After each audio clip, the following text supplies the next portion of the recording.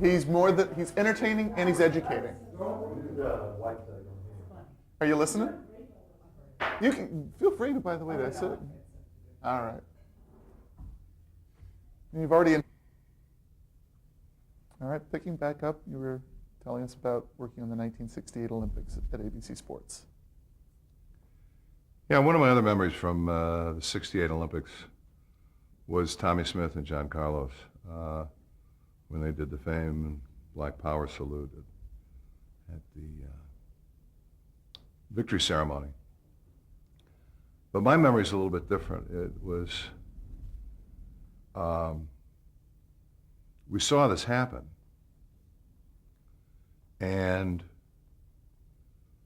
everybody at ABC Sports, we all knew that this was an incredible story. And Roone immediately got on the phone to the guy who was the head of ABC News at the time, told him what happened. This was like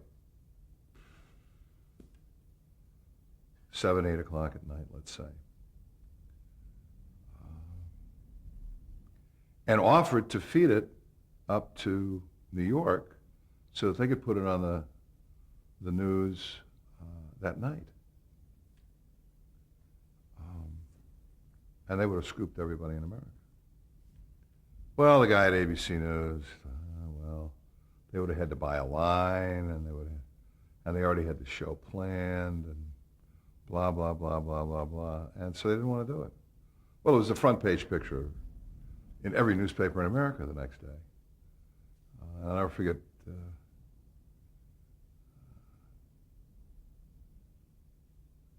it was the first time I really realized that there's a lot of people in this business that aren't really that smart. I think when you first come in, I was only like 23 years old. I thought everybody else was a genius, and I was the only dumb one. And I think it was the first time I really came to understand that it doesn't matter what people's titles are or what their area of expertise is supposed to be. That doesn't necessarily mean they're very smart. And I could see from listening to Roone's reaction to this, and it did not surprise me when, 15 years later, he took on news, because I think it was at that time Roone realized he could do news better than the news guys could do it. That any group of people that didn't understand the magnitude of this story was, and this was why ABC News was in third place, and really stayed there until Roone came. I think that's the thing I loved about Roone the most, admired about him the most, he's the only guy I know who ever changed two industries for the better in one lifetime. He changed the sports television business and the news television business. And he made both of them better. That's a great accomplishment. Great accomplishment. Talk a bit about what Roone Arledge represented to you when you came into this business. Obviously, he saw in you someone with great capabilities and great talents. But talk about that relationship. Clearly, he was a mentor. You said a second father, and just sort of your working relationship with him. Well, he was a tough taskmaster, real tough taskmaster, real demanding.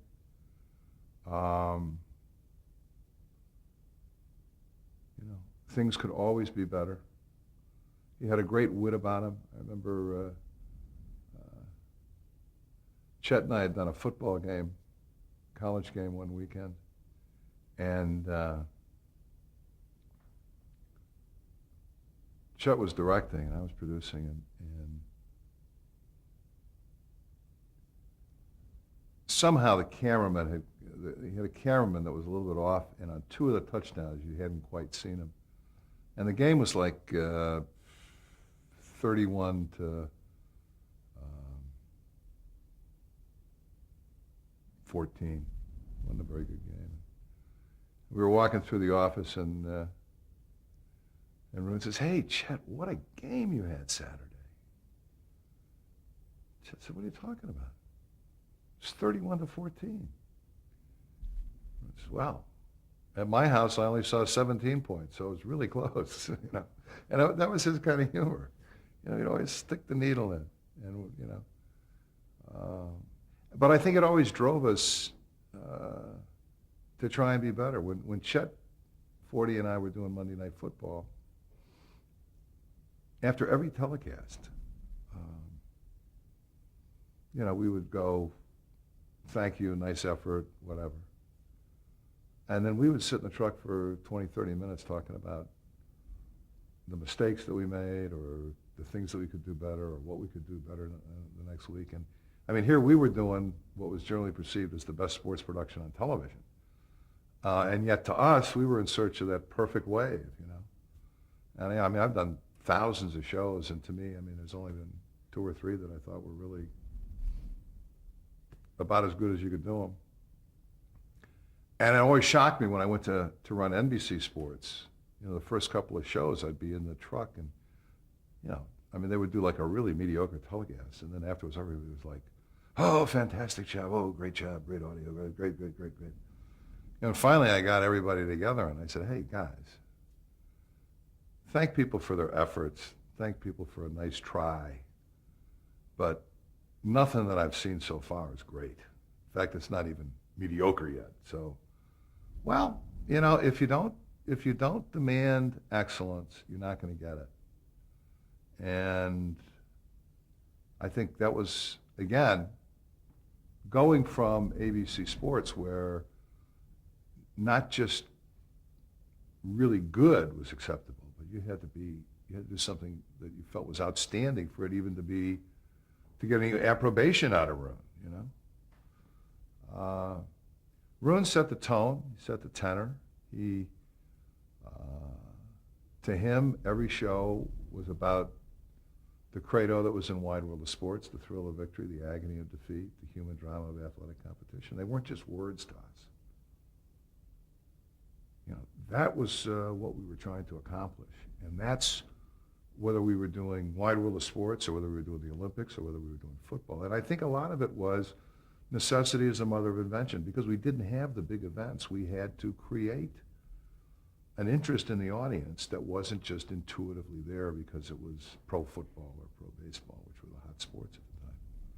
You know, on Wide World of Sports, I mean, we would take every week sports most people had never even heard of. You know, the sled racing from San Moritz or cliff diving from Acapulco. People never even, well, there was a certain visual interest to the sports, but there was no inherent rooting interest, so you had to make a story out of it. You had to make a good guy. You had to make a bad guy. You had to create these elements of drama. And so we all grew up doing this, and if we did a telecast, even if it was a good game and we didn't include those elements, we heard about it from Roone. So he was a great teacher in that respect. But he also gave you a lot of freedom to experiment, to take chances. He wouldn't,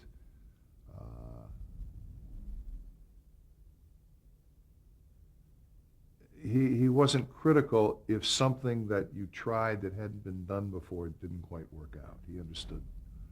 Having been in the truck enough himself, he knew what you were trying to do, and he encouraged you to take those risks. You know, and I mean, the things that we did on Monday night pushed the industry forward, going to, you know, what Chet and I were trying to do on Monday Night Football was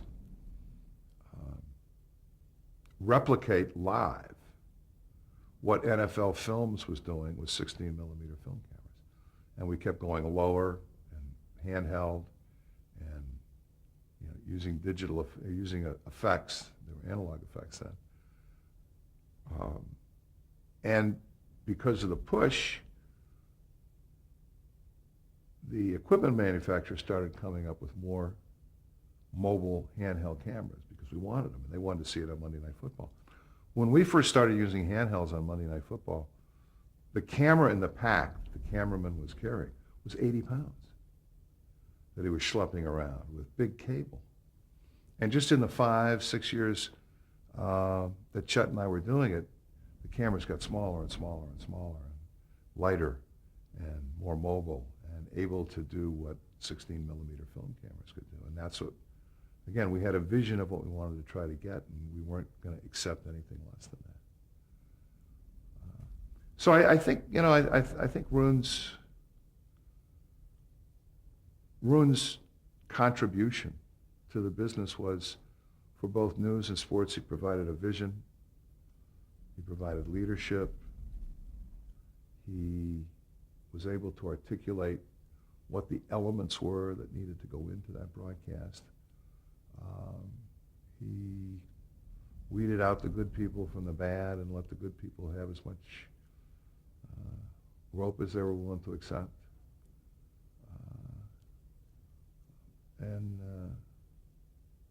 And he watched. He would call during the, you know, he would call during the games. Although I came to understand afterward that he wasn't always watching. You know, when I was executive producer of NBC Sports, I'd really come to understand how Rune did all this stuff.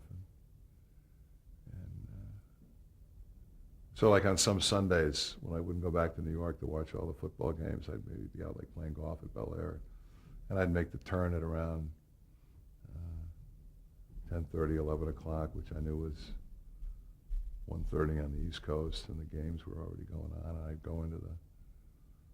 go into the locker room, and I'd dial the studio, and I'd say, connect me to the Kansas City game, and they'd patch me through, and I'd say, tell Charlie Jones he's talking too much. So they all thought I was watching every minute, and no matter when I said it, Charlie would be talking too much. So or I'd say, you're not putting in enough graphics on the San Diego game, because I knew the producer wasn't putting in. I didn't have to watch. And you'd be amazed how thinking you're being watched improves your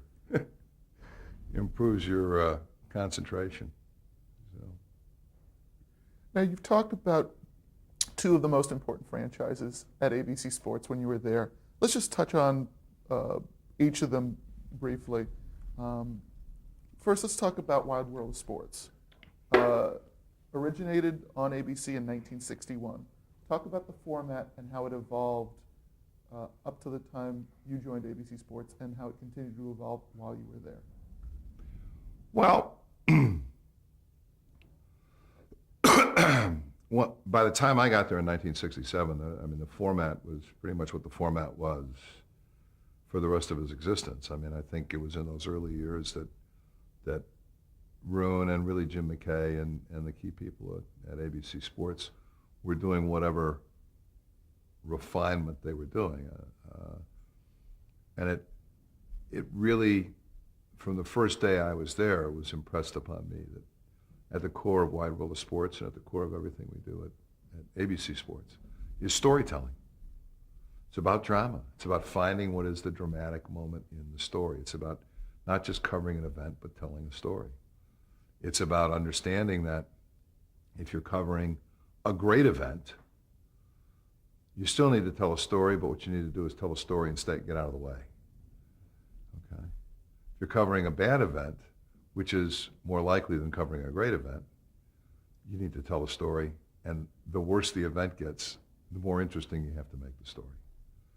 And I think that at its core was what Wide World's about. It was taking events that weren't that popular, weren't that well known, and How would you make a good story out of not such a great event? Talk about that process. Well,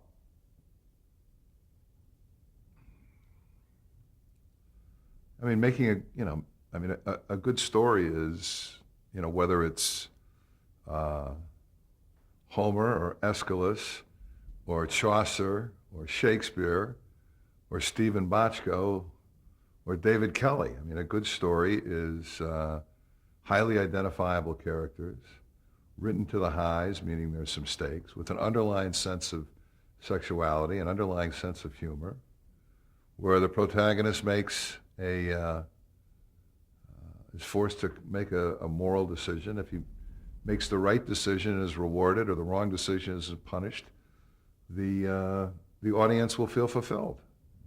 Well, that's true about a sporting event.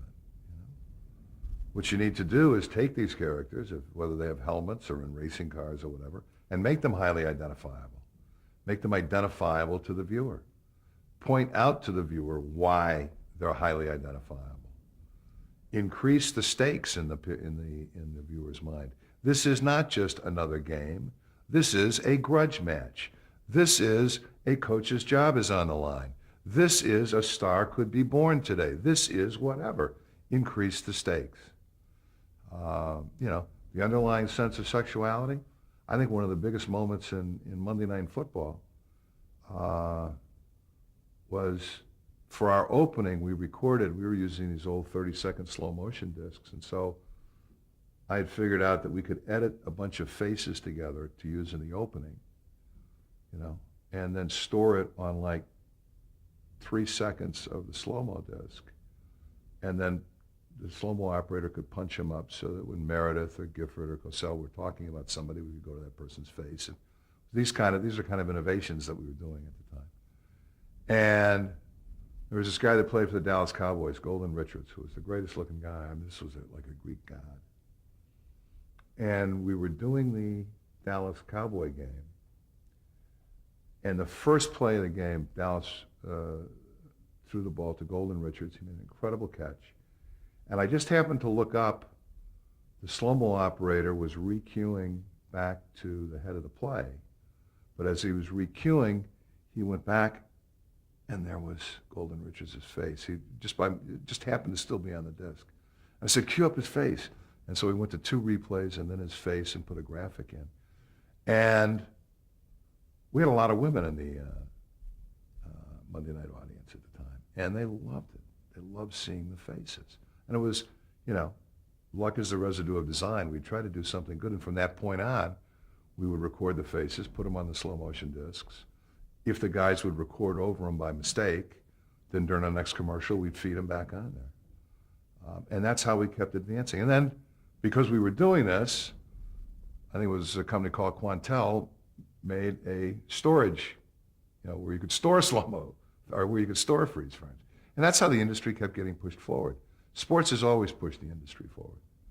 If you didn't have the push for light handheld cameras to do Monday Night Football, you wouldn't have had the transition from film to tape and news as fast as you did. So it's your creative innovations that push technology forward.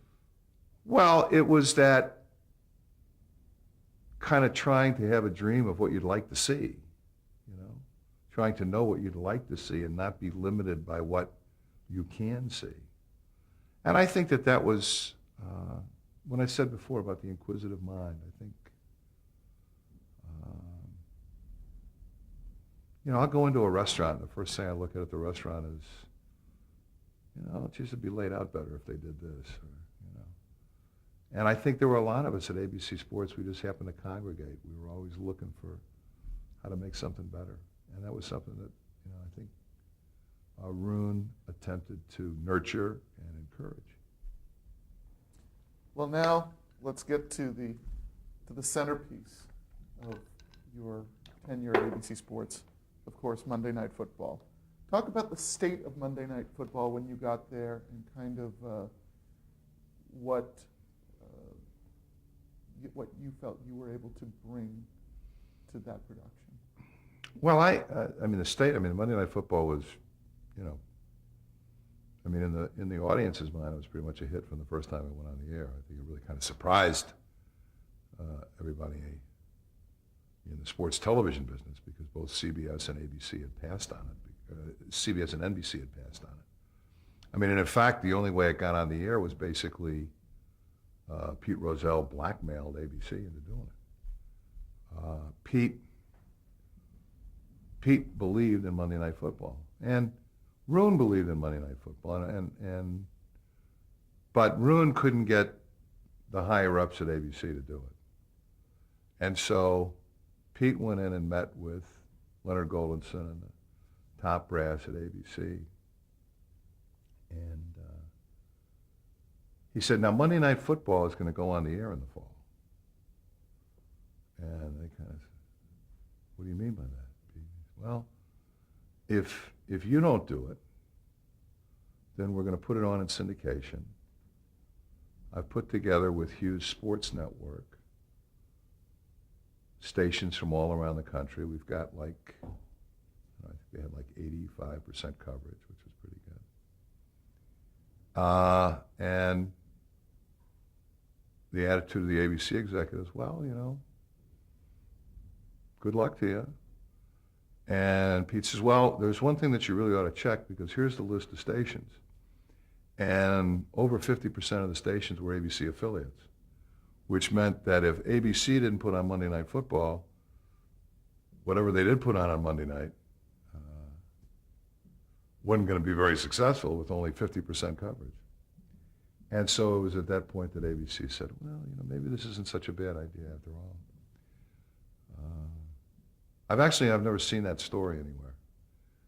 I've always been, you know, I mean, they've always kind of given credit back and forth, but I think that's the story behind the story, that it was really Rozelle not accepting a no from the three networks that got Monday Night Football on the air initially. And then it started. It was a big hit right from the beginning. I came on in the second year. I directed we had two units at that time. The A unit did the game, and then the B unit did all the replays, all the isolates and everything. And I directed the B unit, did all the isolated camera work and everything. And then the next year, Roone called me into his office. He says, "You're going to produce this year, Monday Night Football." Oh, okay. And so Chet and I, we got rid of the B unit. We did everything out of one unit because it was just as easy. I would just call the ISOs from the A truck. And you know, working with you know, Chet Forty, I think, was one of the most talented people to ever be in this business. I mean, he was an All-American basketball player at Columbia at 5'8", one of the leading scorers in the country. He was on the same team, same All-American team with Will Chamberlain at 5'8".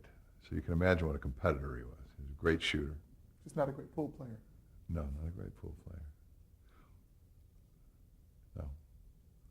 But had the most incredible sense about him. I mean, he really he understood sports. He understood the drama, inherently the drama of competition, having played at Columbia. He had a great sense of humor. And a great drive to make things terrific. And when I started out as his PA. I was his production assistant. And he was a tough taskmaster. You know, then I became an AD, and I became Chet's AD. And the first thing I ever did was Daytona 500. I edited it, you know. And what would happen is the producer would give you a format of, you know, we need 6 chunks, 36 minutes. Here's what's in the first chunk. Here's what's in the second chunk. Put this pass in the third chunk. And then you'd go down to the tape room and you'd put this all together. Well, I remember I went down to the tape room. I was down there for like 40 straight hours editing. You know, I mean, this was going to be my big chance, and I wasn't going to. And I was doing everything as unbelievably well as I thought I could do it. You know, I mean, I'd go back and check, and I would change each edit. And we got done, and I'd been up for 40 hours. Chet came in to screen it. And you know, he looked at it. And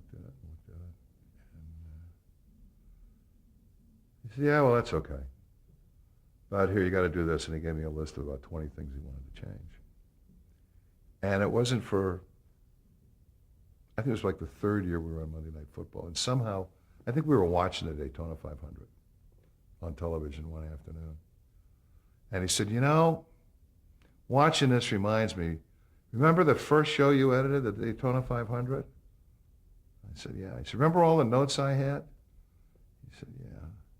He said, "Well, I just want you to know, what you edited was terrific, but you were a little too cocky." He said, "I had to make up changes I didn't even want to make." So he told me that's all I could think about is, well, let's go play some pool. Let's go play some pool. Could exact a measure of revenge. Yeah, well, but it was good. I mean, that's the way Chet was, and that's the way Roone was. Yeah, it seems like You know, they there's wanted you to be confident but not cocky. You had to be, you had to do a good job, but you had to always understand you could do it better. And having had the opportunity to learn from them really kind of helps to propel you to do things even better than you think you could do. But Monday Night Football. I mean, the biggest thing for me was, I was 27 years old, dealing with the most humongous egos I'd ever dealt with in my life, and doing the shows. I mean, doing the games themselves were really not a problem. It was all the stuff in between. It was all the Michigans. One game we're doing down in Dallas, and Frank's talking for a while, and Howard talks, and then Frank talks, and then Howard talks, and Meredith doesn't say anything.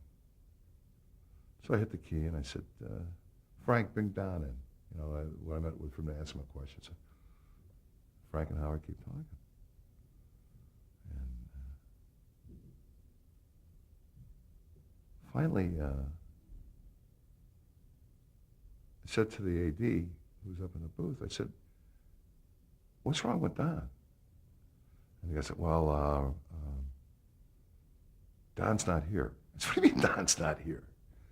He said, well, it turned out a friend of Don's, a former player, had gotten arrested right before the game by the security guards at Cowboy Stadium, and they had a jail underneath the stadium, and Don is down there trying to convince them to let this guy go. I mean, Don was always. I loved Don. He was. We were doing a game in Denver, and because of the smallness of the announce booth, we had to go. We had shots that were just like this, and so what would happen is Frank would do his thing, and then we'd go to a wide shot of the field, and he'd get out of there, and Howard would come in, and so you couldn't really see anything until I got on camera, and Frank did his, and Howard did his. Go to the wide shot, come back on this tight shot of Don Meredith, and Meredith says, "Welcome to the Mile High City," and I really am. And his eyes look like a ram. I said to Chet, "Get off of him! Get off him!"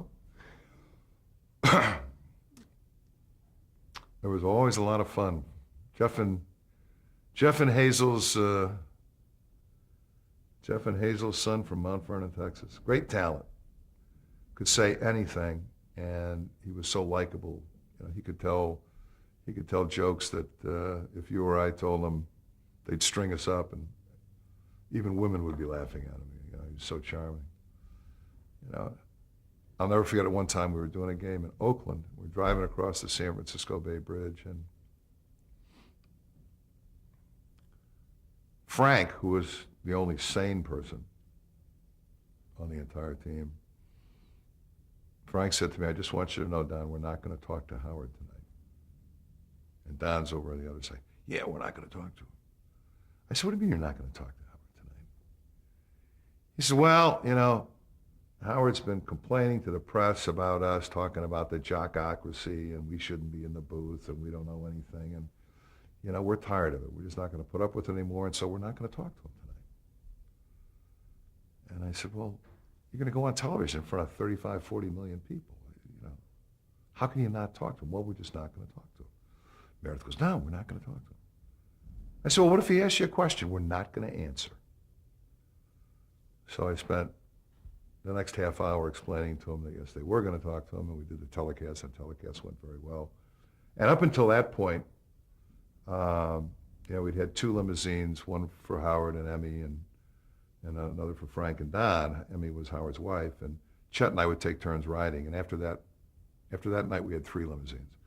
one for Howard and his wife, one for Don and Frank, and one for Chet and I, because I figured if these guys are going to put me in the funny farm, I'm going to go in style.